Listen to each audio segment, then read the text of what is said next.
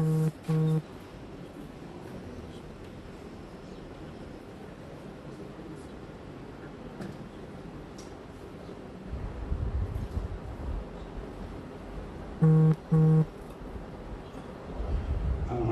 بالله من الشيطان الرجيم بسم الله الرحمن الرحيم الحمد لله رب العالمين بارئ الخلائق أجمعين ثم الصلاة والسلام والتحية والإكرام على خاتم النبيين وسيد المرسلين أبي القاسم محمد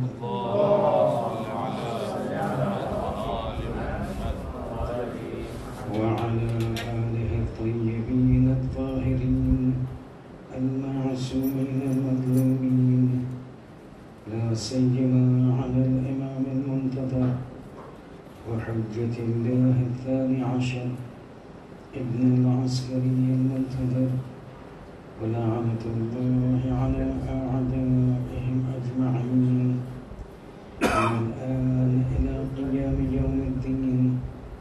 أما بعد فقد قال الله سبحانه وتعالى في كتابه الكريم القرآن الحكيم بسم الله الرحمن الرحيم وكونوا مع الصادقين. صلاة اللهم صل على محمد وآل محمد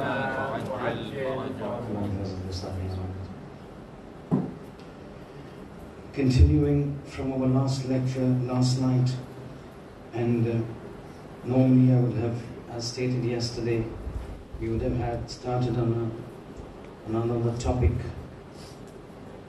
because we have planned out 5 different topics for 5 nights. But because of the importance of the discussion where we had reached yesterday, I see myself with no option except to continue with last night's lecture, primarily because of the fact that yesterday's lecture is linked to today's lecture, and somehow,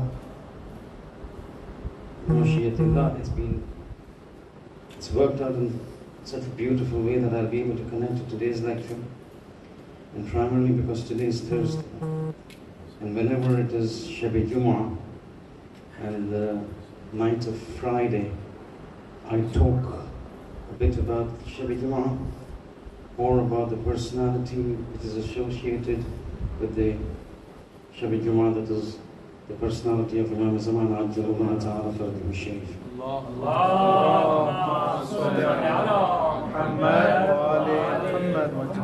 So alhamdulillah, it's worked out very nicely, because the part where we stopped last night links to the 12th Imam, and you will see how it goes on and how tonight's lecture becomes so important. There's 5 different topics for the kids, for the youngsters to know about 5 different things with respect to the teachings of Islam. Last night we had stopped at the point where we had mentioned that there's an intricate relationship between the 4th Imam and the 12th Imam. And in trying to explain this, we had stated, we spoke about the circumstances that prevailed at the time of the 4th Imam. How the Bani Umayyah were at the helm of affairs, the persecution that they were meeting out to the Shiites, the absolute subservience of Hajjaj to Abdul Malik ibn Marwan, to such an extent that he says, if I'm aware that Abdul Malik would be happy for me to break down the Kaaba, I will take out the Kaaba brick by brick and put it onto the ground. On another occasion he goes on to say, I fail to understand why do people go to Makkah for Hajj when you have the castle and the palace of Abdul Malik ibn Marwan in Medina. They should be doing the tawaf of the castle of Abdul Malik ibn Marwan, the Khalifa, rather than going to Kaaba, because the Khalifa of the Rasul is superior to the Khalifa, to the Rasul. Now this is the kind of an individual that you're talking about, the kind of circumstances. And in this circumstance, the 4th Imam is now trying to talk about the teachings of Imam. You remember we spoke yesterday, Imamate was either distorted, like how they would take Yazid to be the Khalifa, they would take the anyone sitting on the seat of power to be the Waliul Amr, the Ulul Amr, and deserving of absolute obedience. And hence you have that individual when he's going to join the army of Kufa, army of Yazid, saying, Allahumma inni ataqarrabu ilayka bi qatl al-Hasan. With this concept lost, concept distorted, Imam Sajjad now goes into the field by means of his du'as to explain the concepts of Imamate. At that time, last night we mentioned, he taught one of the core concepts, the absolute necessity of the Imam. We're not going into the details now, there is no time, just linking it up. So you want to know who brought about the absolute theory that we need to have an Imam with the proofs? Fourth Imam. Look at his traditions. The Imam has to be a Masoom, the dalil given to whom? The fourth Imam. How do you identify a pseudo Imam from a true Imam? The fourth Imam. We spoke last night about Muhammad Hanafiya. We spoke last night about how the fourth Imam, in strategy, in collaboration with Muhammad Hanafiya, brings about that role so that the people around him realize that Muhammad Hanafiya is not the Imam. We spoke last night, a group took upon themselves to take Muhammad Hanafiya as their Imam. And it was the duty of the Imam to identify himself. Certain times certain things become wajib on an Imam. When a false Imam is there, it is wajib on an Imam to prove himself that he is the true Imam. And at the same time, for those who know he's a true Imam, it becomes wajib on them to make other people know that this Imam is the true Imam. And that entire play was enacted out in the Masjid al-Haram in front of Hajar al-Aswad, where Muhammad Hanafiya is taking claim. Hajar al-Aswad is not speaking. Once the Imam Sajjad takes claim, Hajar al-Aswad comes out because the Hujjat of God has ordered the stone to talk. When Hujjat of God uses his Wilayat al-Takwiniya, the world is now bowing its head in subservience. There is no power that can stop that order of the Wilayat al-Takwiniya, because it comes from the absolute power of Allah subhanahu wa ta'ala. Why I'm linking this up now is because of the fact that I've mentioned last night, there's an intricate relationship between the fourth Imam and the 12th Imam. And you saw this. All the teachings of the Imamate coming from the fourth Imam. Yes, all the other Imams did mention it. But one of the Numayan facets of the life of the fourth Imam, he talks about Imamate, because he saw the entire concept of Imamate crumbling with the Shahadat of the third Imam. So he had to build everything from ground up. Having reached that stage, one of the things he has to identify is, again, that link between the fourth Imam and the 12th Imam. I mentioned last night, he passes away in the year 95 Hijri. Imam Zaman was born in the year 255 Hijri. Today we are 1444 Hijri. Thousands of years later, Imam Zaman we are going to be over here today. And in the year 95 Hijri, and this we are looking at the time when he's martyred, Shahadat of the fourth Imam. His eyes are still looking at the Akhir Zaman and realizing there is going to be one major challenge to my followers, because closer to the time of the arrival of the 12th Imam, there will be numerous pseudo-Imams. And we have to identify, I need to give my Shiites something in their hands by means of which they can distinguish truth from falsehood, a true Imam from a pseudo-Imam. And hence he came up with this idea. In front of everybody, to prove his vilayat, to prove his imamat, he tells Muhammad Hanafiya in the Masjid al-Haram, before Khane-e-Kaaba, debate with me on the issue of imamat, and I will use my Wilayat al-Takwiniya to pass a message not only to the people at that time, but forever, up to the Day of Judgment, that when you want to discern from a right Imam, from a true Imam, from a wrong Imam, you have to take the help of God and divine powers, which is called Ijaz and Karamat. Why I'm saying this? I'm saying this because a similar instance will come at the time of the 12th Imam. When the 12th Imam comes, there will be numerous pseudo-Imams. Numerous. And all of them coming in very religious form. You see, when Ibn Ziyad selected Umar as-Sa'd to be the commander of his army, it was not because he was an expert in military expedition army. He was not an expert in military expedition, Umar as-Sa'd. It was not because he had fought numerous battles that he was selected. It was not before he was a brilliant strategic commander in military strategies that he selected him. He had none of those qualifications. He had one qualification though. He had a long beard. He had a long beard. He had a mark of sajda on his forehead, and he had the look of religiosity. If Hussein had to be countered with that taqwa and piety that he had, Umar Asad had to be there as a counter argument. People had to see. You could not have somebody who was regarded as Fasik. Shimr could never have stood up against Hussein ibn Ali. Shimr was a far greater military statesman than Umar Asad. Khuli was far greater military expedition statesman than Umar Asad. But Umar Asad had that look of religiosity. To counter Hussein ibn Ali, you need somebody who looks as religious, might not be as religious, but somebody with a big beard, somebody with the mark of sajda on the forehead, hands tasbih, wearing qaba. Now people look at him, that is Hussein ibn Ali, possibly a good man. Here is Umar Asad, possibly a good man. Confusion takes place. In confusion, in division, then the batil takes prize, wins. They would never have put somebody else. Similarly, when the Imam comes, you'll have so many pseudo Imams. All of them very religious, like Imam Zaman. Mark of sajda on the forehead. Subhanallah at every word. Inshallah at every second word. Tasbih in the hands. How do you distinguish whether this man is a true Imam and representative of God or that one? And hence Imam showed to the people. Muhammad Hanafiya was very pious. That is why people got into a misconception that he was the Imam. He was very pious. About Muhammad Hanafi, if I tell you something, your minds will just go big. That man he's so pious that people fell into the trap that he's the Imam. Whereas you had a personality like Imam Sajjad, but because he was so pious, he had the look of religiosity. Not that he claimed Imamate. People said, no, we think you're the Imam.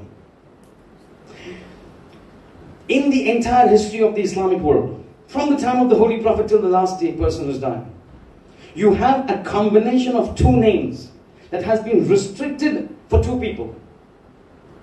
Combination of two names has been restricted for two people. One, the name Muhammad, and second, the kunya Abul Qasim. Muhammad and Abul Qasim, that is that titles for the Holy Prophet. Muhammad bulantar salawat.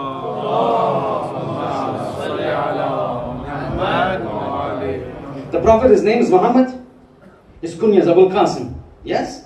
We say 7 khutbah, Muhammad, Abul Qasim, salawat, and everybody recites salawat. That combination of the name being Muhammad, the kunya bil Abul Qasim.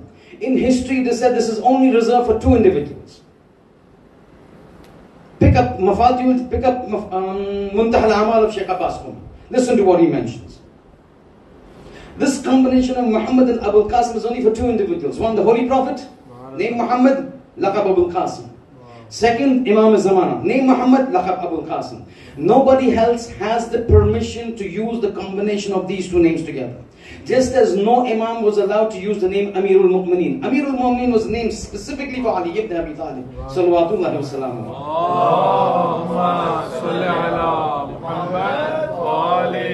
Just as nobody could use Amirul Mu'mineen, that is why one of the names of Imam Ali al-Islam is Siddiq and Faruq, which has been usurped by certain individuals. And Imam says, these are my names. They cannot be used by other people's names. So certain names, Shariat has said, is only for certain individuals. This combination of Muhammad and Abul Qasim only for two people. Prophet and Imam Mahdi. Awwal Muhammad, last Muhammad. Except for one exception made in this. And this was done by the Holy Prophet himself. He says, there's only one person I give permission for this combination. In addition to myself and in addition to Imam Zaman is Muhammad Hanafi. You understand the rank of Muhammad Hanafiya? Because of this religiosity that he had, this taqwa that he had, this appearance of religiosity, he was really a true son of Ali ibn Abi Talib. And hence people fell into a misconception. Same misconception could fall upon us when we go into at the time of Imam Zaman. Somebody could rise up as pious in appearance at the 12th Imam. How do you know whether this is the Imam or that is the Imam? The 4th Imam says, I will tell you. The real Imam will present his business card with his karamat. Everybody will not have that business card. It cannot be manufactured. It cannot be forged. When will that happen? Riwayat tell us, when the zuhur of Imam takes place. And he's on his journey. Now there's a long distance distinction and description about the malahim, the signs of reappearance of the Imam. One of them is Sufyani. I just had 2 specific lectures dedicated to the arrival of Sufyani and the aftermath of the arrival of Sufyani. What happens, what will happen, where will he rise, how the battles will take place in the Muharram Ashra. I think it was 3rd and 4th Majlis. Anyway. Imam comes, he's done at Dhuhr, a reappearance takes place, now he's on his way, collecting his army. On his way, on a certain distance, he meets a person from the lineage of Imam Hassan a.s. called Sayyid Hassan, with 10,000 people. He comes before the Imam. Imam says, Sayyid Hassani, what is it? He says, I am rising up to help the Imam. I am the leader of this team. Imam will say, I am the Imam. He says, I don't know. You are claiming it. I need to be proven. Because right now I am leading this army of 10,000. Exactly the same scenario that took place with Imam Sajjad and Muhammad Hanafiya. Sayyid Hassani knows he is a man of ma'rifah. He is regarded as one of the definitive signs before the arrival of the 12th Imam. So Allah knows, Imam knows his character. He himself knows that this is the Imam. But everybody is not, the 10,000 people are not Sayyid Hassan. To prove to them this is the real Imam, he comes and stands up before the Imam. Just as Muhammad Hanifa stood up before Imam Sajjad. He says, if you claim yourself to be Imam, prove it to me. Now very quickly. Imam says, I will prove it to you because that's my job. I have to, it is wajib on me. I cannot expect anybody to follow me without me giving you proofs. Just prove it to me. Rawat says he will look, a bird will be flying in there. You've heard it. He will point to the bird will come and sit on his hand. He says, now you bear witness who I am. He says, Ashhadu annaka waliyullah. You are the wali of God. Annaka hujjatullah. You are the hujjat of God. Everybody is watching. 10,000 people are watching. That this bird is now talking. Just as Hajarul Aswad can talk, a bird can talk when the wali of Allah gives it the order. Understand this wilayat al-takwiniya. This wilayat al-takwiniya separates us from all other sects. This wilayat al-takwiniya separates us from what is supposed to be true Islam and incorrect Islam.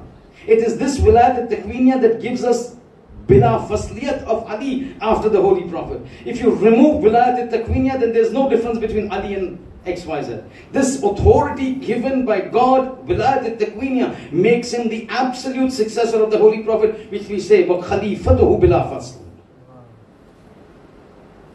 Some people find it very difficult to digest it. But this is the power of God that He gives to whoever He wants.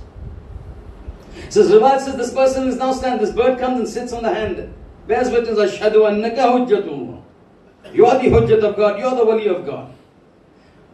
Imam says, Sayyid Hassani, I will prove to you even more that I am more deserving of the leadership than you are. Can you get this bird to talk? He says, La. But if you can prove to me further, prove it to me. Rawat says, Imam, there was a stick lying onto the ground. These are all prophecies given by the Holy Prophet. Imam picks up the stick from the ground. It's a stick. It's a dried branch. Imam will pick it up, push it into the ground. The moment he sticks it into the ground, instantly that stick will become a tree, will become green, will become wet, will become live, living, will start bearing trees, it start bearing leaves and branches. Wow. Something that is unacceptable, something that is not feasible for any ordinary man. He says, this is what a representative of God can do. At that time, Sayyid Hassan, he will say, he will bend down, take his hand. He says, I'm doing the bay'at. The first person to do bay'at.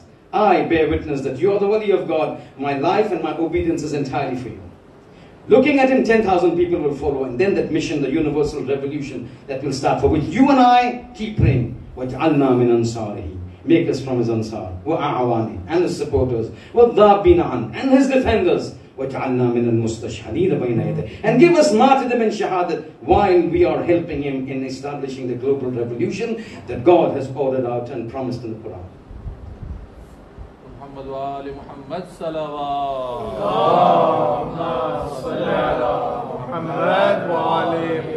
So you see how Imam Sajjad from the year 95, that is the latest year that he's died, that we're looking at. He's looking thousands of years down the line to give you and me an idea as to how to decipher between a pseudo-imam and a true imam. He was giving us a yardstick, he's giving us a criteria, so that you and I don't run away misguided and deviated, because if we follow the wrong imam, it's halak. There is no return when the imam comes. And so it becomes very important for us to be careful. Look at the yardstick, look at when the imam comes, he's given us the. But this is just not the only thing that he's talked about. The 4th imam about the 12th imam. That relationship between the 4th and the 12th imam. You look at the instances of the halat and the circumstances of ghaibat. Numerous things about the situation that will take place in the ghaibat. Prophecies. From whom? Fourth Imam. The fitnas, the controversies, the problem that will be there in the fitna. By tradition from which Imam? The fourth Imam. The signs of dhuhur, the things that will take place that will bring the herald, the reappearance of the 12th Imam. From whom? Riwayat from the 4th Imam. The halat that will take place, the circumstances of the situation that will be there in the world when the Imam comes. The riwayat, you find Imam Sajjad's name over there. Prayers for the Imam. He is now in 95 Hijri. Imam is 255 to be born. But then, 150 years before, you find the 4th Imam praying for the 12th Imam. Pick up Sahifa Sajjadiyya. Pick up dua number 47. Probably, if I am not mistaken, dua number 47 is dua for the day of Arafah. In that he's praying for the Imam Mahdi. But you're the 4th Imam. You got 5th, 6th, 7th, 8th, 9th, 10th. You're leaving everybody. This is because that man is supposed to be establishing the wa'ada, the promise of God upon the earth. We have to pray for him. Just as we keep telling the people, do the aza of Hussein. Forget our aza. No. Reduce our aza, but don't reduce the aza of Hussein ibn Ali. Similarly, they say, we have to pray for the 12th one. Because he is the one who's going to fulfill all our mission into this world. So that relationship between the 4th Imam and the 12th Imam. Again, another aspect, just to show you the link between the 4th Imam and the 12th Imam. How much the 4th Imam was taking the 12th Imam into consideration. How much he would consider for them. You know, you all heard about after the incident of Karbala, yeah? The uprising of Mukhtar. How many of us have not seen that Mukhtar Nama, the television series from Iran? All of us have seen it. All of us have known. If you don't know, ask your fathers to tell you. What is this Mukhtar Nama? Tell them, search the internet, give me the series. You've got English subtitles. Go and watch it. Mukhtar stands up to avenge the killing of Hussein ibn Ali. It's a very interesting story. Those who have not watched it should watch. Especially you guys, the kids. Go tell your father. Go to the internet. Stop looking at movies, Baba. Take me out the serial of Mukhtar Nama. We want to see this one. Yeah, we had enough of Bollywood, yeah? Doctor Who. This okay. You're not taking any names. No. This Mukhtar Nama, this Mukhtar al-Thaqafi, when you go to Masjid al-Kufa, his qabr is over there. He stands up. He started his mission against the killers of Imam Hussein a.s. Yes, everybody knows. You think he could have done this without the permission of the 4th Imam? He couldn't. Baba, either Zahra we are celebrating is because Mukhtar ibn Thaqafi kills Ibn Ziyad and sends his head to Imam Sajjad. Imam Sajjad is sitting and having his food. He sees it. The first time he's smiling after Ashura. 5 years down the line. 61 Hijri, 66 Hijri. 6 years. 61 Hijri Hussain is killed. 66 Hijri Ibn Ziyad is killed. Mukhtar kills him. So when he smiles with you and me referred to as Eid al-Zahra, we celebrate Eid al-Zahra means what? Means Mukhtar had the permission of the 4th Imam. But nowhere in history you will see Imam absolutely, vocally, categorically, unequivocally telling Mukhtar, I support you. No, he will not. You will not see. He will afterwards say, Rahimallahu Mukhtar. May Allah have rahim on Mukhtar. Means a dua for him. But there is no evidence in history that he has come out openly. Tacit approval, yes. Categorical, vocal, unequivocal approval, no. You know why? Again, Imam is Imam. Again, Imam is Imam. You know why? Because one of the fundamental missions of Imam Zamana when he comes is to avenge the killing of Hussein ibn Ali. Every Friday you recite. Every one of us after COVID starts, we started to recite Shahadat Ashura. Have you not started? People might not recite the full one, but short, 5 minutes everybody recites. What do you say? Every time you recite Shahadat Ashura, you say, وَيَرْزُقْنَا طَلَبَ ذَلِكَ مَعَ إِمَامٍ مَنْصُورٍ مِنْ أَهْلِ بَيْتِ. Oh Allah, grant us tawfiq that we may join the Imam of Ali Muhammad, the Qa'im, so that we can avenge along with him the killing of Hussein ibn Ali. That means the fundamental reason, one of the fundamental reasons for the reappearance of the 12th Imam is to avenge the killing of Hussein ibn Ali. You know, every country's got a motto. Every company's got a motto. Towards excellence, delivering XYZ. Safety in your money. Whatever, every banks, every company, they have a motto. Companies have mottos, countries have motto. In God we trust. Example. You know what is the motto, what is the slogan of Imam Zamana when he comes? Ya Latharatil Hussain. Oh, the avenging the blood of Hussain ibn Ali. The entire mission is revolving around Hussain ibn Ali. The entire mission is to take revenge. Ulama say the reason Imam Sajjad did not openly support Mukhtar was for this reason. He did not want to give the impression that because an Imam Masoom, the Hujjat of God present on the earth at that time has supported Mukhtar, it means now the revenge of the killing of Hussain ibn Ali has been accomplished. He knew it had to be accomplished by Imam Zamana. So giving tacit approval but keeping his mouth shut, not openly coming out, he wanted to pass the message, even though Mukhtar has killed Ibn Ziyad, but the actual revenge will be taken by Imam Zamana. Thousands of years later, the eyes of Imamat is watching and is acting on that sense. I cannot stand up and say, Mukhtar, you have my support, because then people will say, what will Imam Zamana do now when he comes? Because the Imam Masoom, there's no difference between the 4th Imam and the 12th Imam in rank, in mansab, in maqam, in greatness, in loftiness, in wilayat al-takwiniya. They all, awwaluna Muhammad wa akhruna Muhammad wa afsatuna Muhammad. Kulluna Muhammad. So if one Muhammad had stood up and supported Mukhtar, people would have said, now there is no need for the revenge of Imam Zamana. Your dua and nutbah is useless. Your zarat ashura is useless. Nights, this ait of Imamat is working. These controversies will come. I need to keep quiet. I will not support openly Mukhtar. Walau in my heart, I want him to kill Khubi. Walau in my heart, I want him to kill Ibn Ziyad. Walau in my heart, I want Zid Zahra to take place. This is ajaba. And Imam is looking thousands of years down the line, and now he's planning his strategy. So I've always told you, the first lecture I told you yesterday, every Imam works on a strategy based on the circumstances that he's in. Having come to this portion now, that you've realized the difference, you've realized how things have been working, it becomes very important that if the 4th Imam is taking so much care of the 12th Imam, do you and I don't have a responsibility towards the 12th Imam? Tonight is the night of the 12th Imam, Shab-e Jum'ah.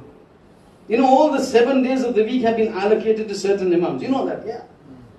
The Saturdays for the Holy Prophet, Sundays for Imam Ali and Bibi Fatima alayhi salam, Mondays the 2nd Imam and 3rd Imam, and Tuesdays the 4th, 5th, 6th, 7th Imam, and then 8th, 9th, 10th and 10th Imam, and Thursday is the 11th Imam, today is the day of the 11th Imam, and for each of these Imam there is a ziyarat for every day, you know that. 12th Imam is only one day, or Jummah is only for the 12th Imam. His Zuhur will be on Friday. So Friday is integrally linked to the 12th Imam. So Alhamdulillah, this discussion has now come properly to where I wanted to take. But if the 4th Imam, thousands of years ago, is so keen to take care of the 12th Imam, when both of them are on the same level, should you and I not have a responsibility towards the 12th Imam in this time when he is our Imam? Yes or no? We need to understand one thing and get this thing very clear. It's always one man who's running the show in this world. All of us, whatever we are getting is out of the sadaqah of that one man. It's like the head of a family. The head of the family works day in and day out. 45 hours a week, 50 hours a week, 52 hours a week. Because of his efforts, the children are having ice creams and toys. Because of him, the wife goes for holidays. Because of him, the sons and the daughters are enjoying wearing new clothes. The effort is done by one man. In the world of existence, there is one man that matters to Allah. And that is the Hujjat of God, the representative of God. And in this time that we are over here, we've got a lot of problems in our lives. We've got a lot of problems in our lives. You like it, you don't like it. You say it, you don't say it. There is no person over here who can say my life is running smoothly without any tension. Everyone has some form of problem. This is how the world is made out to be. This world can have no rahat. Rahat, 100% is only for paradise. In this world, there will be a phase where there is ease. Again, there's some problem with it. From places you've never seen, but this is how God has set up this world. There has to be always problems so that we keep turning to God. Having understood that, the question comes, this tongue of ours that keeps praying to God, does it have that value that God can? He is Arhamur Rahimin. But there's some shortcoming on our side as well, isn't it? There's a carpenter who's the best of the carpenters. He's the most proficient, most skillful carpenter. You give him anything, he will make it. He says, I can make any furniture. So, yeah, all right, here's my pieces of wood. Make for me a cupboard. Done. Bed. Done. Chair. Done. But what if I were to put before him a trough of water and say, use this water and prepare a cupboard? He said, I can't do this because this is water. Or water cannot be made into a cupboard. I want to ask you, where is the shortcoming from? Is the shortcoming in the ingenuity or the skill of the carpenter, or is it the shortcoming of the material? That the cupboard is not being able to be made. The shortcoming is on the part of the material. Water does not have the ability to be made into a cupboard. It does not reflect in any way negatively on the skills and the ingenuity of the carpenter. This is the same thing when we pray to God with this tongue of ours which lies 100 times a day, which abuses, which uses such words that Islam doesn't accept, which talks about people, which talks bad about people, which hurts other people, then this tongue, when it asks, Allahumma gfirli kulla dhanbin adnabtu an shabi jum'ah, it is not on the part of God that He doesn't want to answer. The shortcoming is on the part of the material. This dua doesn't go up for him to be accepting it. It doesn't go beyond the roof of the Imam Bargaf, let alone the arsh of God. You need somebody whose tongue is so pure. The moment he says, Allahumma rzuquhu, Allah forgive him, that goes like lightning to the arsh of God. Who is that man? Me? Maraji? They're all ghayr ma'soom. There's only one hujjat of God who can claim title to this. When this is the fact, that it is his du'as, should we not then have a relationship with him? But Imam, we need you, man. We need your help. Why is it that he's mustajabu da'wat? We keep praying over your Shabi Jum. The hajat is never accepted. 40 days ziyarat ashira, nothing comes back to us. Go to ziyarat of Karbala, still at times we have problems. Why? Because there's a difference between him and us. We need him. وَابْتَغُوا إِلَيْهِ الْوَسِيلَ, Quran says. Use the means that I have given to you of my representative to come to me. And remember this, this Imam of ours, he knows what we are doing. This is one aspect of the Wilayat al-Takwiniya. We've got so many traditions. Don't even ask how many. 100, 200, 300, 400, don't even ask. There's so many traditions from the Masumin telling us all our amal are given to him, are shown to him. And this is not the 12th Imam, all the Imams. All the Imams. Listen to this incident now. Sometimes we get lost in this material, in this glitter of this world. We forget the realities of life. We forget what this world is all about. We think everything is, the material factors that play a role. Oh, I reached this because of my effort, my studies, my work, my strategies, my plan. But Quran says, وَمَا بِكُم مِّن نِعْمَةٍ فَمِنَ اللَّهِ. Everything that you've got is from Allah subhanahu wa ta'ala. Even those jerks, those wisecracks, those brilliant flashes that you get in your mind and you say, oh, that brilliant flash made my company a millionaire company. That flash does not come from you, it comes from God. You don't even control your own self. On the day of judgment, this hand is going to bear witness against you. Look, read Surah Yasin. Then hands and legs will start giving witness. You can't even control your hand. What are you going to control everything else? It all comes from God. Having come to the fact that everything comes from God, it becomes important, and we must realize that these individuals have been given the power and the authority to know what we are doing. Listen to this incident, yeah? So, usually pick up instances of individuals sometimes that you know, sometimes I want to pull out certain individuals from the obscurity of history so that it can be presented before you. Look at this incident. Who's not heard about Ayatollah Bahjat? Marhum. Everybody's heard about it. Rahmatullah. Ayatollah Bahjat, Moulana Sahib is. Now, this is an incident narrated by the person himself. A student by the name of Ahmed studying in Tehran. Most likely University of Tehran. Or Tehran University. He's narrating, I had a very awkward lifestyle. I had just had thrown air caution to the winds. Everything that was under the sun that was not allowed was allowed for me. Everything that was not allowed in Islam was allowed. So much so that he said in my room, in my campus, I had a refrigerator that was filled with alcohol. So that was the level he was. He's narrating, one day, look how wilayat takwiniya, the power given to them by Allah subhanahu wa ta'ala. He's saying, I came to know that some of the university had arranged for a trip to visit Ayatollah Bahjat in Qom. So many times in Iran, it so happens that when you have universities, you know, for enticing, for motivating, inspiring children, they would have these visits to Maraji, or they would take them from Tehran to Mashhad for the ziyarat of Imam Rada alayhi salam. So this particular trip was for having a meeting with Ayatollah Bahjat. And the Marathi usually have these sessions with the university students, they talk, questions, answers. Say, he comes inside. He says, I entered. Now he's narrating this. He says, we entered into wherever the house or the masjid, and we stood in line. And as we stood, Agha is there, and he's looking at every individual, and he's telling them, Salaam alaikum, Salaam alaikum, inshallah. So everyone starting. We were all in a semicircle. Salaam alaikum, inshallah. Keeps going. It says, as he passes the person next to me, he wishes him, and he skips me, and he goes to the next person. And I'm saying, hello, I'm here. You wished him, you did salams to him, you missed me. He just keeps going on, as if I don't exist.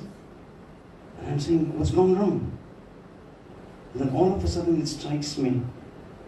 I've been told this person is able to understand the secrets of a person.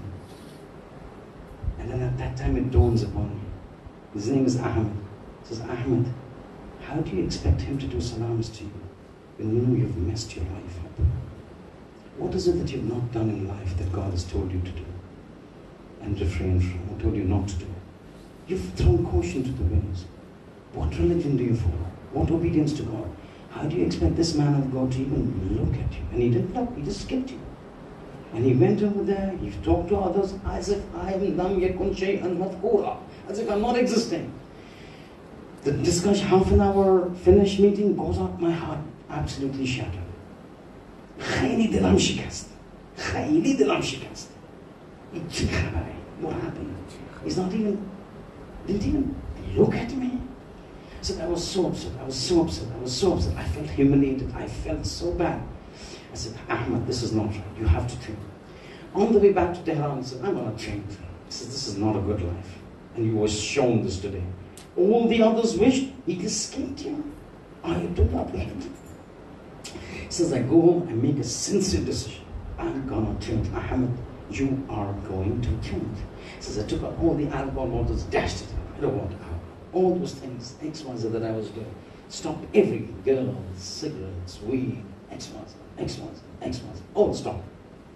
Started praying on time. Started doing things well. So 1 month later, from the time this happened, 1 month later, a few of my friends took an appointment with Agha Bahjat. Says, you want to come, Ahmed? I said, yeah, let's go and see what happens. At least he won't see me, but at least I can see him. Probably that may change things for me. So we go there. Says, now again we are standing there, and it's been a month back, yeah, this incident had taken place, where he just skipped me. And I'm now anticipating this is going to happen again. He's going to come over here, and then I'm going to be this fast, and I'm just putting my head down. This, as it's coming, my heart's beating, because again, it's going to happen. Comes, and I'm putting my head down, and thinking, oh gosh, I don't know what will happen. And all of a sudden, I heard people saying, Ahmed, Ahmed, Aga Baidat is calling you. So I look up and I see Aga Baidat come to me. I'm surprised now. I'm surprised he's calling me near. So I looked around me and says, yes, come. So I go a little near. He says, no, come closer. I go close to him. Subhanallah. You know, these people who doubt the vilayat of Ali ibn Abi Talib, who doubt the vilayat of the Masumi, they don't know where they're going. When he's saying himself, he says, as I came near, Aga bent down close to my ear, and he says, it's been 1 month that you've made your Imam Zamana very happy. Your Imam is happy with you for the past 1 month. So I was absolutely exhilarated. I was absolutely elated. He's talking to me. He's called me. He's speaking to me. Person who absolutely missed me out, he's speaking to me. I go back. I'm now in a trance. I'm captivated. I don't know what is happening. I sit in the bus and now I'm reflecting. He says, 1 month. Why the 1 month? And then he says, I calculated that was the day when I broke the bottles of alcohol and changed my life. He says, Imam Zamana is happy with you for the past 1 month. Means what? Means his actions was present before Imam Zamana, being the marja of the time, being the representative of the Imam. Imam conveyed to him, this man, I know what he's been doing, I know what changes he's done, I know exactly the date when he made the decision. 1 month, I'm happy with him, convey the message to him. This is what we call the Imams keeping tabs upon us. A person goes to the 8th Imam Ali ibn Musa sallallahu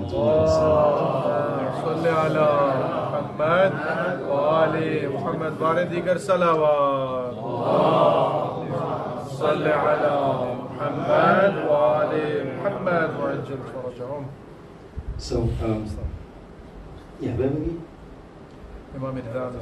Sorry? Imam Rida. A person comes to Imam Rida, and sometimes I forget, I'm getting old. So I have to start using those kids. Previously, you see, I don't use kids. Now we use kids. Bhul jate hain, booढ़े ho gaye, kya kare? Yaad nahi rehta. Badam khate phir bhi koi asar nahi. That's for revision. So, person comes to Imam Rida al-Islam and says, Yabna Rasulullah, we are having a lot of problems, and we request you to pray for us. Imam looks to him and says, but you think we don't pray for you? You think we don't pray for you? Now this was very hard for him to digest. He says, do you pray for us? He says, we know what you go through and we pray for you. So he says, do you know what happens to us? Are you aware? He says, do you read the Quran? He says, yes. Have you read this verse? He says, which one? قُلْ يَعْمَلُوا. Allah is telling the people, do your work. Do whatever you do. سَيَّرَ اللَّهُ عَمَلَهُ. Allah will watch your amal. وَرَسُولَهُ. And the prophets, al-mu'minun, and certain mu'minun. So we are those mu'minun that the Quran says, Allah knows what you do, the Prophet knows what you do, we know what you do. Look at the Tawqi, the letter written by Imam Zamana to Sheikh Mufid. These are things you need to know. Numerous letters that the Imams would write. Numerous letters that the Imams would write. One of his Tawqi, one of the letters I refer to, the letters written by Imam Zamana, out of respect, I refer to as Tawqi al-Mubarak. The name is given Tawqi. One of the Tawqiyats to Sheikh Mufid, you know what he writes? He says, tell my Shias, إِنَّا غَيْرُ مُحْمِلِينَ لِمُرَاعَاتِهِمْ. You're not ignorant of what takes place in their lives. وَلَا نَاسِينَ لِذِكْرِهِمْ. We are not nasin, we don't forget to remember them in our prayers. And tell them, understand what we are doing for them. Understand and do qadr kariye hamari dua ke liye. Because lawla du'a'ana, had it not been for our du'as for the Shiites, then nazala bihimul lawwa. Trials and adversities and calamities would have fallen upon them in such a way that they would have been dropped down to their feet. And enemies would have annihilated them. It is our du'as that they are successful in whatever levels. Whatever problems we have, if the du'as of the Imam were not there, my friend, we would be on the road. It is his du'as. It is his telling us talking to Sheikh Mufid. Go to Kadmain, the grave of Sheikh Mufid is right outside. Shahadat Imam Zamana ba'awaz buland salawat.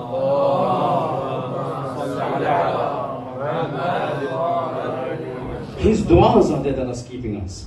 We may have problems, but imagine if that shield of dua of Imam Zamana was taken aside.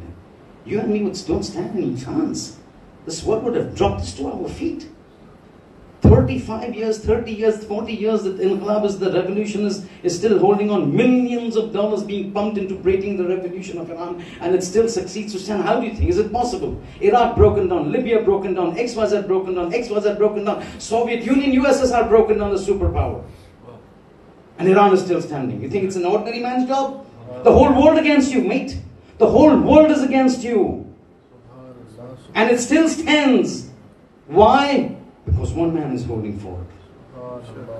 That one man is holding forth with the power given to him by Allah subhanahu wa ta'ala. Who dares stand in today's superpower world, you tell me, with the immense sanctions that are there? Look what's happening to Russia. You read newspapers, 6 months in the war. Look what's happening. Iraq, gone. Afghanistan, gone. Libya, gone. Anybody is now to be subjugated. Cuba becomes a pariah. North Korea is gone. Unless you join us, you're going to be destroyed. One country for 40 years is still holding forth. Millions of dollars with all the espionages. How? You tell me how. Is it an ordinary mortal man's job? An old man called Khamenei, you can hold it forth? It cannot be an ordinary man's job. It has to be the wali of God who's holding forth. You be my front, I am behind you. Daye Khushnudi Imam Zamana alayhi salam, bulantar salawat. And so it becomes very important for us that we have to establish a connection with the Imam. Imam prays for us, yes. But it's like a child, yeah? I've got a child. I love you so much. But when the child is hungry, I don't take care of the food. When there is birthday, I don't give the birthday presents. When she wants or he wants an ice cream, I say no. When toys, I say no. School studies, I don't take care of. Madrasa, I don't take care of. XYZ, I don't take care of. Then I tell the child, I love you. The child will come, turn to me and say, Baba, but I don't see any expression of love from you. This saying, you love me, has to translate something into actions. One kiss, no kiss. One caress on the head, no caress on the head. You're too busy watching Premier League, FA Cup. You don't give me toys, no ice creams, no chocolates, no new dresses, but yet you love me. It doesn't hold water. It's similar to Imam Zamana a.s. Allahumma ajil waliyak al-faraj wa Allah hasten the reappearance. For what? What have you done for the Imam? Oh, we love you so much. Doing what? What have you done? If Imam Zamana were to walk in today over here, and was to tell me, forget about you, mashallah, asked me, Sheikh, what have you done for me? What would I tell? What have I done? What have we done introspecting within ourselves? One thing that we can say, Imam, this is what we've done for ourselves. Except from the tongue, Allahumma ajil waliyak al-faraj. Except that. Allah apne hujjat ke zuhur mein ta'jil farma, ilahi amin. That's the only thing we do. Aur kuch nahi karte hain. Ye sab lakhlaqai zaban. What have we done for the Imam? Have we trained our children for the Imam? Oh, we don't bother about the children. That is not our job, that's the mother's job. Do we bring him for the mother, sit with him in the mosque for the majlis? No, that is not our job, that is the Jamaat's job. Have you sat and studied, taken the studies of the child and instilled good values? No, that is the mother's job. If everything is others' job, then what is your job? Then what are you calling Imam Zamana for? And what will you do when he comes? Kaun se tir maar lenga? What will you do? What will I do? What have we got for the Imam to say? But we need to do something to show that. We need to establish that connection with the Imam. Today, two things, very quickly. Two things. We need to tell him. We need to convey to him. Not just by words. Not like that child that you keep telling, I love you, and one day she turns and he turns to you and say, well, what have you expressed? Words don't matter to me. I need to see something concrete. Imam will say, yes, you used to call Allahumma ajil waliyak al-faraj, but what have you done concrete for me? Tell me one thing. One child you've raised up according to my morals. The child is over here. I'm not talking about this Jamaat, I don't know about this. The child is inside, go by side, go sit down, andar baith go. Khud bahar jaake cigarette. How does it work? What training is this? This child till he's 4, 5, 7, 10, 12, 14 will listen. He turns 15 and 16, he'll turn back and say, but you're standing outside, you can't force me. This is a free country, I'm standing outside next to you. When he's 18, he'll say, I'm going to smoke with you together. How does it work? What Allahumma ajil wa yakul. This is nifaq. We need to start something whereby we need to show our love for the Imam. Today, two things. First thing is to get Imam into our lives. Make him part of our life. Don't keep him on a pedestal like a Quran that we only touch in the month of Ramadan. This is our major problem in our community, the Shiite community. We want to give so much respect to the Quran that we keep it on that book. क्या कहते हैं shelf पर रखे जाते हैं sir के ऊपर होना चाहिए क्योंकि इतना ऊपर हो कि सिर्फ माह रमजान में हाथ पहुंचे the whole year we are not concerned with it. We want to give it so much importance. इतना बाला रखो कि सिर्फ माह रमजान में स्टूल पे चढ़कर हम उसके निकाल सके बाकी सारा में we don't want to touch it. We want to keep the Imam so holy that you are over there, we are over here. You are on a different level, we are on a different level. But this is how they would treat Amirul Mu'mineen. Or the 8th Imam, or the 6th Imam. When the 6th Imam was in Medina, people would have a problem. What they would do? They would go knock at the door. Yabna Rasulullah got a problem. What problem? Money problem, you think? What happened? Health problems? Allahumma shfi. Become good. That's what they would do. They would go to the Imam. Even when the Imam was ghaib. Even when the Imam is ghaib, they would write letters to him. To the Nawab. One letter will come today. Second point. But first point, listen, get him into our lives. One way to get him into our lives. Use him. Because he is the wasila given to us by God. Why do you keep him out? If sometimes you don't know what to say, Bana. I want to ask you a question. Allahumma ajil waliyik al-faraj.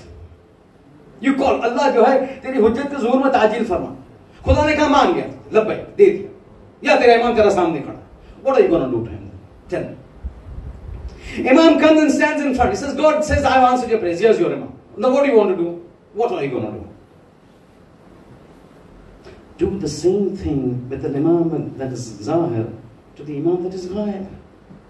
The only difference is in a Ghaib Imam you cannot see him but he can see you. A Hadir Imam, you can see him, he can see you. But a Ghaib Imam, you are not Ghaib from him. He is Ghaib from you, but he sees you. So go to him. How do I go to him? You've got means given to establish contact, to establish relationship. One of the reasons Maitham al-Tammar is so close to Amirul Mu'minin that he's got a big haram next to the house of Amirul Mu'minin in Kufa is because he was constantly in touch with Imam. Our sense, we only keep Imam so far that on the 15th of Shaban we'll read the Arida. This Arida is a means of knocking the door of the 6th Imam as if you are in Medina. Write this Arida. You have a problem in school, write it and put it into the water. Don't go into those rigmarole formalities. Oh, I should have that yellow colored long long rectangular piece of paper. Pick up any piece of paper, write Assalamu alayka ya hujjatullah fi ardih. Wassalamu ala rasulik, ala rasulillah, wa ala abaik at-tayyib. Assalams upon you and upon your holy family. Imam of the time, I'm having this problem. I need you to pray to God. Put it into the water. Get him into your lives, Baba. What good is an Imam for you if you're not getting him to be part of the connection between you and God? Whatever you would do when he comes, do it when he's ghaib. What difference does it make to you? He knows whether he's ghaib or whether he's hadir. He sees you, he hears you, he sees your request and he will pray for you. That is what you want. Use this arida in your life. Put this part of your life. You've got a marriage in your family, first set an arida, invitation to the Imam. Imam, mere bachche ki shaadi ho rahi, sabse pehle main invitation aapko de raha hu. This is how you get the Imam into your life. Mayyat ho gayi, sabse pehle arida likh diya. Maula, mere walid sahab ka intiqal ho gaya. Ab please du'a inke liye dua kariye. Maula, mere tabiyat kharab hai. Maula, we have a problem. Financial issues, health issues, domestic issues. Get him into your lives. He says, He will pray for us, but he's also expecting something from us, Baba. That child is expecting something from us. Then he will say, yes, you love me. Similarly to the Imam, some connection that we need to give, that he can say, yes, I know now that you love me. Get him into our lives. Use that arida. That is not only for 15th of Shaban. That is a communication as if you are now in Kufa. When the Imam has come, you just knock at his door. Imam, we are having a problem. Just because you cannot knock at the door doesn't mean Islam has cut your door and stopped you from getting in contact with the Imam. He's put this arida not only for 15th of Shaban. Use it every time, and I'm telling you, out of experience, he answers, Baba. 2 days ago, 3 days ago, what do I tell you? What do I tell you? 24 hours. I'm talking about 3 days ago. I won't name names, I won't name place because it will become too manifest. Somebody was wanting a large amount of money, large amount. Wanted to have money. He was advised, send, and he's been trying to source funds from so many places. Somebody said, Baba, Ariza. He writes, Ariza, I'm telling you, 24 hours, 500,000 pounds given to him. 24 hours. We trust the solicitors so much. We trust the doctors so much. We trust our accountants so much. Doesn't Imam Zamana have that much value that we trust him also? And हम accountant को trust करना, Imam Zamana को trust नहीं करना. इतना हमें confidence है हमारे solicitor पे कि वो HMRC से हमारा case लड़ेगा, लेकिन Imam Zamana पे उतना confidence नहीं. We've got so much confidence in our doctors. Oh, we're troubling. We want to go to India to have the full checkup. But Imam Zamana पे एक अरीज़ा लिखने की जो है हमारे पास जो है वो इतना एतबार नहीं है हमारा. Then we sit and say, Allahumma ajil li waliyika al-Fatiha. Who are we trying to treat that?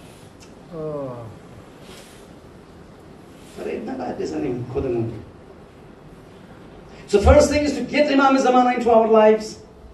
Arima, make this a part of your life. See how it changes. It just requires a little effort. He wants to see our connection. Then he will pull us. वो कहते हैं ना अल्लाह के सिलसिले में कि एक कदम तो अल्लाह 10 कदम लेता है. This is exactly that thing. He's the Numayanda of God. You take 1 step, he will take 10 steps. You show 1 connection, he will show 10 connections that will sort out your life in this world and the afterlife. But Baba, get him in your life. Get him involved in your life. Don't keep him as a celebrity figure that you just have to take care of on the 15th of Shaban. He is Imam. He's the father of the Ummah. He's the father of the Ummah. As a child, I need to go to the father. If he has a problem, who will he go to? He'll go to me. He'll go to you, he'll go to his father. If I have a problem, who do I go to? I go to the solicitor, Baba. That father is saying, what kind of a son you are. Your father is over, you're not coming to the father, you want to go to somebody else. I go. Baba, he himself is mu'tad.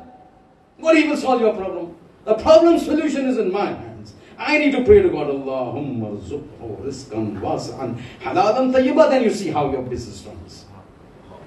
Lekin hal min muddakir, is there somebody who will take heed? Is there somebody who will implement it? Chaliye, bolna tha to keh diya. Second part of connection. There is some way that you talk to the Imam, some way that the Imam wants to talk to you. 35 ka time hai. 5 minute ko. This one way that you talk to the Imam. Assalamu alaikum ya Imam Zaman. Assalamu alaikum ya Ujjat. There's something that you say. At certain times, it's the Imam says, you talk to me like this. Zameen Asman ka fark hoga? Abu Ja'far al-Himyari. Teesre Nawab ke daur. No, Imam had 4 naibs, 4 representatives.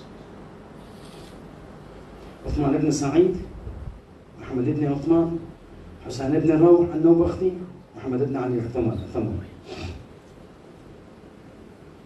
ये 4 नायब. तीसरे नायब हुसैन इब्न रौह al-Nawbakhti. ये हुसैन इब्न रौह al-Nawbakhti के ज़माने की बात. This is the time of the 3rd नायब. Abu Ja'far Himyari had a problem. So he writes the letter and gives it to the 3rd naib. Ya Husain ibn Rauh, you have contact with the Imam of your time. This is Ghaibat al-Sughra. I have a problem. Can you pass it on to the Imam? I've been struggling. So he takes the letter, gives it to the Imam. Imam gives the thought, he writes it, gives it to him. He receives the letter, he opens it. He says, your problem is solved. I've prayed to God. it will be sorted out. Then Imam tells him, note this, the second connection. You might choose to forget, you may choose to retain. That's not my problem. My problem is I have to convey to you. One is the reason. Make it part of your life. See how your life changes. Get him inside, ask him to pray, and then you see how the mustajab al-da'wat works. That's point number one. Point number two, to maintain connection. How do I address him? How do I connect with him? Imam writes to him. Says, this problem that you said, don't worry. We've prayed to God, it's solved. You will see the results very soon. Then he tells him, next time you want to approach God, or you want to use our wasila, then use it in the way I'm telling you to do. Then he dictates something. He dictates a ziyarat that is referred to as Ziyarat al-Yasin. This Ziyarat al-Yasin you will find in every book of du'as and ziyarat. It's one of the most notable. From the third night, Husayn ibn Rawah. The khususiyat of the Ziyarat al-Yasin is that all the other ziyarats have been written by one Masum for the other Masum. So you look at Ziyarat Aminullah. Ziyarat Aminullah is for Amirul Mu'minin. It was not written by Amirul Mu'minin. It was not dictated by Amirul Mu'minin. It was dictated by the fourth Imam, Imam Sajjad a.s. Ziyarat Waratha. Today is Thursday. You go to Ziyarat Waratha. Ziyarat Waratha, Ziyarat for Imam Hussain a.s. Dictated by whom? By the sixth Imam. Sadiq ala Muhammad Ja'far ibn Muhammad Allahumma salli ala Muhammad wa ali Muhammad wa ajjal farajahum. All these ziyarats, look at Ziyarat al-Jami by Imam Hadi a.s. So all these ziyarats for an Imam has been related by another Masum, except Ziyarat al-Yasin. This is one wahid ziyarat which has been related by a Masum for himself. यानी खुद इमाम ज़माना कहते हैं कि you want to approach me, you want to talk to me, you want to establish connection with me, this is how I want to. Salamun ala ali Yasin. 23 salam, 23 salam है इसमें. खुद इमाम अपने आप पर भेज रहे हैं. खुद इमाम अपने आप पर भेज रहे हैं. And he is one person who's got the right and the authority to send salams upon himself. Because being the hujjat of God. 23 times, salamun ala ali Yasin. Salam. He is telling us, you want to approach me, you want to talk to me, you want to go to God, you want to use me to go to God, use this. We got it in our books, we don't want to read it. Then we find people coming, Moulana, we are having problems. Sheikh sahab, problem hai, ye problem hai, bachche ka problem hai, health ka problem hai, paise ka problem hai. Problem nahi hoga to kya hoga? You've got the keys, you're not using the keys. He is telling you, you want to approach God, you want to use our wasila Ziyarat al-Yasin. तमाम ज़ियारतों की किताब में ज़ियारत आल-यासीन है, मगर हमारे पास time कहाँ है उठा के पढ़ने के लिए? हमारे पास टाइम है रिमोट को यूज करने के लिए, टेलीविजन, नेटफ्लिक्स को फिराने के लिए, लेकिन किताबों को उठाने के लिए ज़ियारत आल-यासीन पढ़ने का time. We don't have time. Then don't complain. Simple, Baba. Nobody is forcing you to recite. But then don't complain if you have problems, because the only time, certain times, the complaints, the problems can be solved is when you get a Masum involved. When you ask Ziyarat Ashura ke 40 din ka amal kare, means what? You're getting Imam Hussain involved. Isn't it? When you're studying Dua Kumail, bhai 40 din ka jo hai wo chilla banao. 40 days ka Dua Kumail ka. Whom are you invoking? You're invoking Amirul Mu'minin alayhi salam. यानी आपके पास और हमारे पास कोई चारा नहीं है. अगर कोई मसला है, कोई प्रॉब्लम है, हल करना है मासूम, मगर कोई प्रॉब्लम हमारा हल नहीं हो सकता. या खुद मासूम करे, मैं तुम्हें बता रहा हूं किस तरह मेरे पास आओ. और वो मासूम के सबसे ज्यादा हमारे नजदीक है. Who's closest to us? We are in his imamat. He is telling us, you want to come to me, this is how you come to me. You want to go to...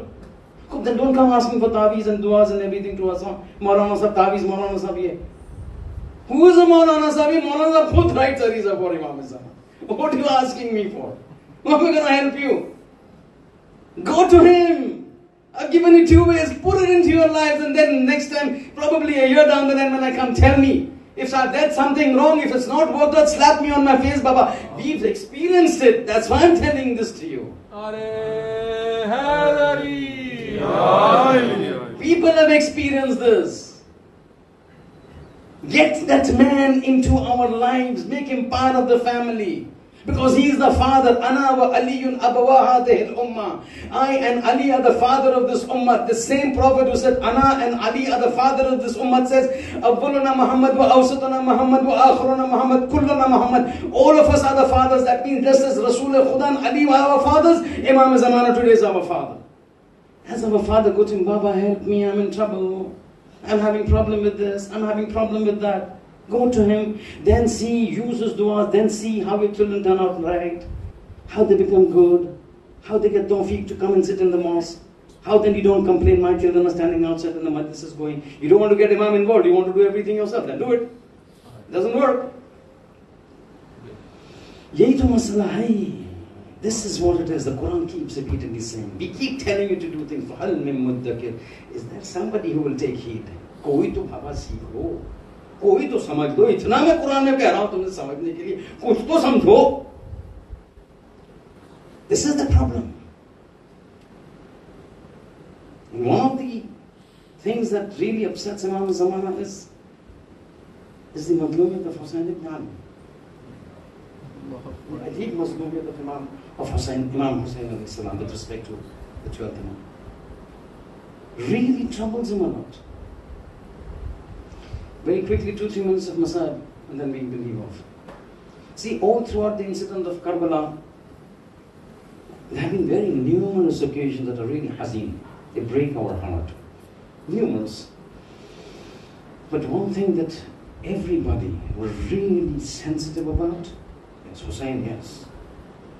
Ali Akbar, yes. Ali Asghar, yes. But the most sensitive thing, you know what? With the ladies of the family. The Shahzadia. They were very sensitive to it.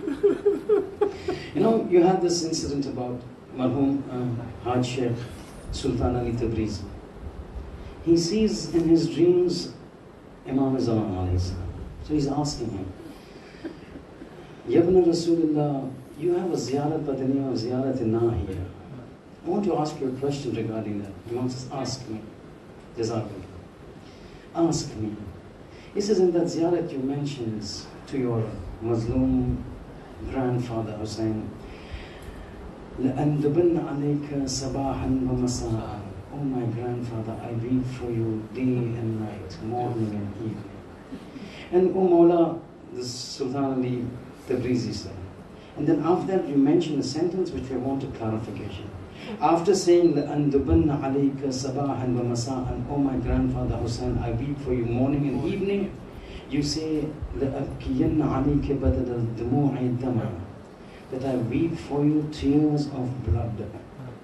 Ibn Rasulullah, tell me, the statement that you mentioned that I weep for you tears of blood, not of water, is this a metaphorical statement or is it a reality? He says it is a reality. We actually shed tears of blood for my grandfather Hussain ibn Ali. This person folds his hands and says, if that is the case, Yabna Rasulullah, tell me, what is that musibah that makes you weep the tears of blood? Is it when Hussein's son Akbar was hit with the lance and he fell down? Is that the occasion when you shed tears of blood? Imam Zamana says, no, oh asker, or person who asks me, or Sultan Ali Tabrizi, this is not the occasion when I shed tears of blood, because if Akbar was there at that occasion, even he would shed tears of blood. This person folds his hand and says, then is it the time when Hazrat Abbas's hands were cut that you shed tears of blood? He says, no, that is not the time when we shed tears of blood. My tears of blood are for something else, because if Abbas were there at that time, even he would shed tears of blood. Then this person is saying that I'm certain it is the time when Shimr used his knife to cut the head of Imam Hussain a.s. That is probably the time that you shed tears of blood. Imam Zamana begins to weep. No, even that is not the time when I shed tears of blood, because if that incident, even if Hussain had seen, he would shed tears of blood. This person now folds his hands and says, now you tell me, Mawla, what is that instance when you shed tears of blood? At that time Imam begins to weep and says, Zainab, oh her chadar and her veil, the women folk of the family, taking them as captives, removing their scarves and chadar is so hazin seen for us, we shed tears of blood. And that is why you find that whenever Imam Sajjad is asked, what is the most grievous sign, what is the most grievous position that you were in, always he would say, Asham, Asham, Asham. سيعلم الذين ظلموا أجر من قلب من قلب ألا ودعنة الله على مقام الظالم